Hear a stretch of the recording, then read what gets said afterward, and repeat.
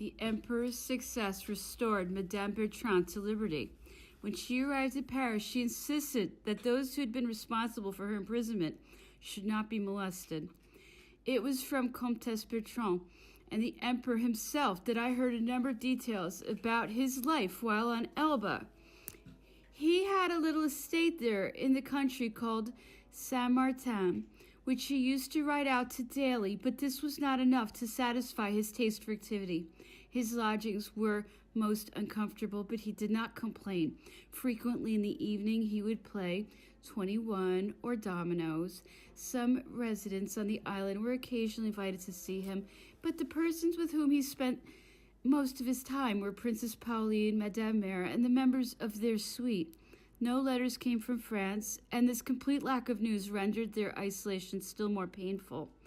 About New Year's Day, a single letter from Monsieur le Comte Lavalette had been delivered, but it contained only New Year's Day greetings and expressions of his gratitude.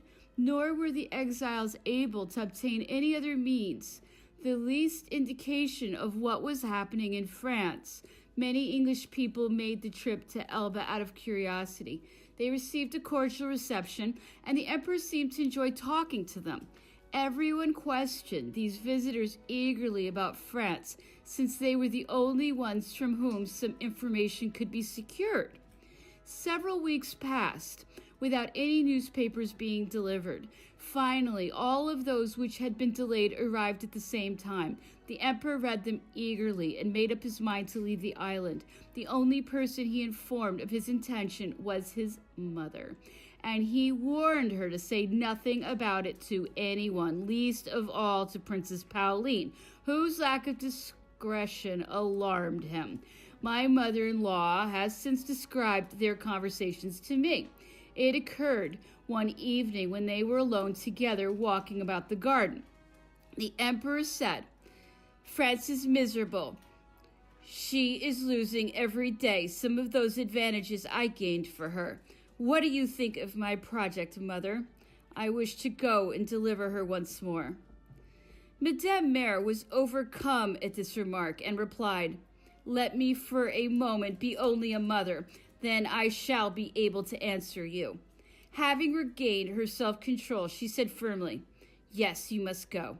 It is your destiny to do so. You were not made to die on this desert island."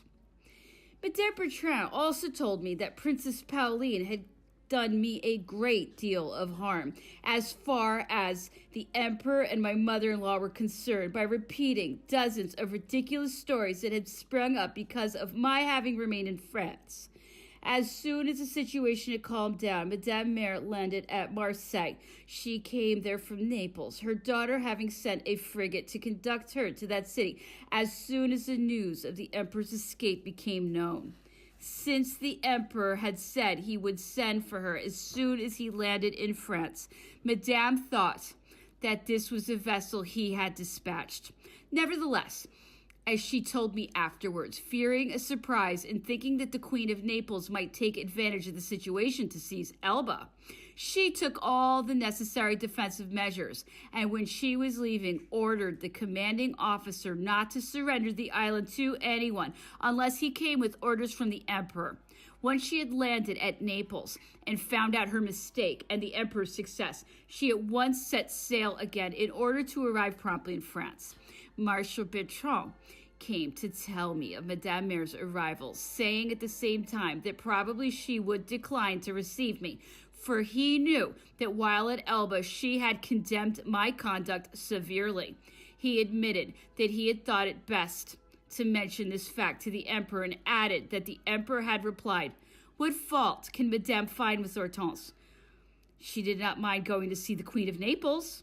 Hortense never took sides against me."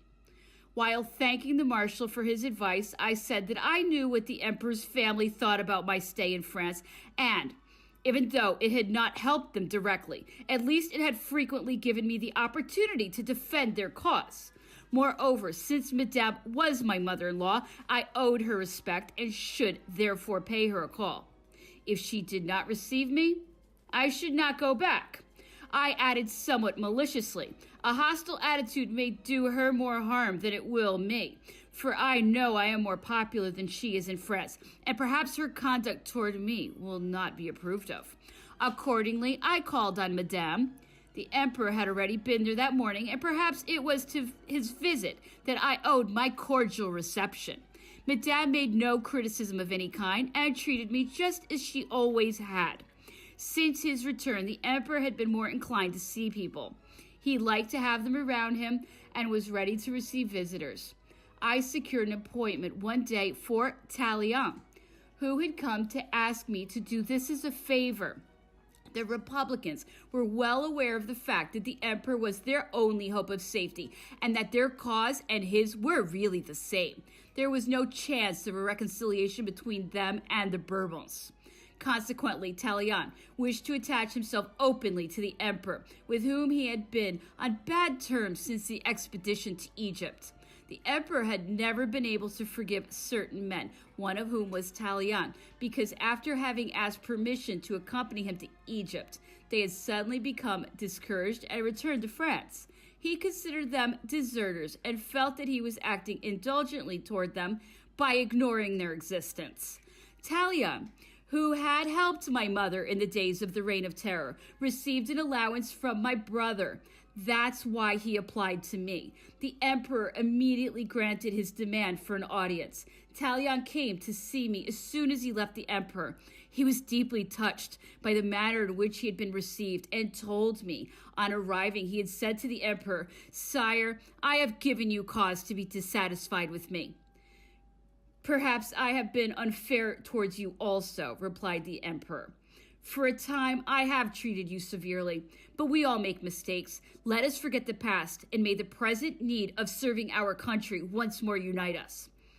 When we were with him, the Emperor enjoyed having us describe what had been done and said during his absence. One day, the Duchesse de Rovigo informed him that violets had become one of the emblems of his adherents. "That explains," he said, "something I could not understand when I caught sight of all the bunches of violets which the women waved at me from a distance. What started the idea?" I then told him that after he had gone, the soldiers always said he would come back when the violets bloomed again, and that I had heard they always referred to him as the father of violets. This amused him greatly. One day he inquired why I did not bring my children oftener to see him. The next day I brought them while he was having lunch. The architect, Hortense, was present. The question of the debts left by the Bourbon princes was being discussed. Monsieur Hortense said that their palace had been quickly and sumptuously fitted up, especially the Palais Royal, but they had not paid for anything. The Emperor replied that he would settle all these debts himself, that none of the tradespeople would lose anything, and Hortense was to tell them so. He also spoke of the temporary fortifications he was going to have built around Paris to defend the city against a surprise attack. "It will doubtless frighten the Parisians. They will think the enemy is at the gate, but the past has taught us it is best to take precautions." After dinner, he received an Englishwoman called Lady Hamilton, I believe, who presented him with a bust of Fox she had carved herself. He examined it, thought it was a good likeness, and said, "This present pleases me very much. I admired Fox a great deal. If he had lived, and if his advice had been followed, there would not have been so much bloodshed, and your finances would have been in better condition." The Emperor afterwards went into the garden, for he was still at the Élysée. I followed him, and he informed me that my husband wished to divorce, and that otherwise he would not return to France. He added laughingly that his brother doubtless had some love affair in his mind, that the whole thing was perfectly ridiculous, and he had thought it best not to reply to him. I then asked him to decide what was to be done with my children. He told me to select a good tutor for them, but he said he could not prevent a father, no matter how silly he might be, from using his authority in regard to his children. In reply to my fears that, owing to their extreme youth, they might not enjoy a proper education, which had always been the reason I had resisted my husband's demands, the Emperor replied, "What can you do about it? If your son had been born lame or with only one eye, you would be helpless. There are things that cannot be helped, to which one must resign oneself." Thereupon he changed the subject and asked me if it were true, as people said, that Marshal Ney had declared he would bring him back in an iron cage. I replied that the marshal's wife, after the story had got about, had told me it was not true. The emperor did not seem convinced and added, Ney firmly intended to attack me, but when he saw that his troops were against his plan, he found himself obliged to go with the current. Since then, he has tried to make much out of what he was unable to prevent. You may be sure of this, but do not say so. My only supporters are the common people and all the army, up to the rank of captain. The rest fear me, but I cannot count on them. Finding him in a talkative mood, I took advantage of the occasion to tell him that women generally were against him because he did not take the trouble to make himself agreeable to them, and that they exercised a greater influence on men's opinions than he was prepared to admit. He began to laugh and say, shall we have to have the empire ruled by a distaff? After I have paid them the compliment of saying that they are well or badly dressed, what else is there for me to talk to them about? I have other things on my mind. I don't know what happened to the women since I left. Nowadays, they all talk politics. In my day, they were interested in chiffons. Do you know that you too have become as important, an important personage, someone in whom the public is interested? People speak of you with much respect. In Paris, they go so far as to say that you are the head of a political party, a conspirator. I replied that this public interest in me did not suit either my personal taste or my attitude toward public affairs. I am not astonished at the remarks made about me. Your enemies helped spread them in order to lessen the impression your miraculous return created on public opinion. They pretend it was due to a conspiracy, and since I was the only member of your family to have remained in France, it is natural that I am assigned the leading role in the affair. He then spoke of the Emperor of Russia.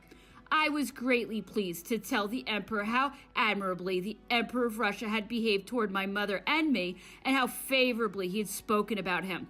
In short, I expressed all those feelings which my gratitude and a genuine friendship prompted. I added that his keen desire for universal peace convinced me he would not seek to renew hostilities. The emperor listened to me without saying a word, and when I repeated what the Emperor of Russia had said about his reluctance to place the Bourbons on the throne and how it was England and Austria who had had the most to do with this, he stopped, looked at me hard, and said, that was what the Emperor of Russia told you? Then he is indeed a deceitful man. Having said this, he went back to his study. On my return home, I found Madame Campan, who had just left Marshal Ney. She repeated to me the conversation they had had about recent events. The queen was very rash in speaking as she did to my wife when I was leaving, the marshal had said. What I told Madame Campan was that I had told the marshal's wife. I had felt the emperor's expedition would be successful, but if the marshal thought I spoke as I did because I possessed some special information, he was much mistaken. She assured me that Marshal Ney, the bravest of the brave, was so hasty in his decisions that he frequently needed the advice of someone more familiar with political matters. The only excuse for his conduct in the present instance was that he'd saved the country from civil war, for he had started with the firm determinations to resist the emperor, but had not been able to do so. His proclamation of allegiance to the emperor had greatly upset his family. He told me, and his wife had not been able to conceal how badly she felt about his conduct. Politics were causing trouble in many households. The marshal himself, quite conscious that his conduct might be criticized, always replied, the women know nothing about such things. It was all arranged beforehand, or gave some other equally futile explanation. Meanwhile, the preparations for a new campaign went forward rapidly. Every Sunday, newly formed regiments of the Guard would parade through the streets. The emperor and all the officers about him worked unceasingly to reorganize the army, which had become disorganized during his absence. There was no longer hope of maintaining peace. Anxiety and sorrow once more filled Paris. The women who formed the backbone of the royalist party again became active and used every method to win over the officers from the cause they were about to defend. Several officers, after having asked to be sent on active service, went over to the enemy. One day I said to the emperor, Sire, While you are with the troops, we shall need someone energetic here in Paris. What will happen if the incidents of last year repeat themselves? You cannot be everywhere at once, and I feel alarmed when I see the same men as before in command. But I am leaving you Marshal Davout, replied the Emperor. He acted with sufficient energy at Hamburg, I should think, for you to feel reassured. Then everything will be all right, I answered, and said no more about it. Two plans were discussed. Should the enemy be attacked before they had collected all their forces, or was it better to wait until they were on French soil? Some thought it better policy for the emperor to place himself on the defensive and until the attack was actually delivered to continue to make suggestions for peace, thus making it clear to all of Europe that he was sincerely opposed to renewed hostilities and proving he had done everything in his power to ensure peace. Others, on the contrary, felt that since there could be no doubt as to the hostile plans of the foreign powers, any delay might prove a handicap, and it was best to attack the English and Belgian forces before they had been reinforced by any other armies. One day, General de Lobau spoke of this to the Emperor in my presence. He declared he was in favor of attacking immediately. Wait till we are entirely ready, answered the Emperor hastily. I need only 100,000 men and shall maneuver them so they seem to be twice as many.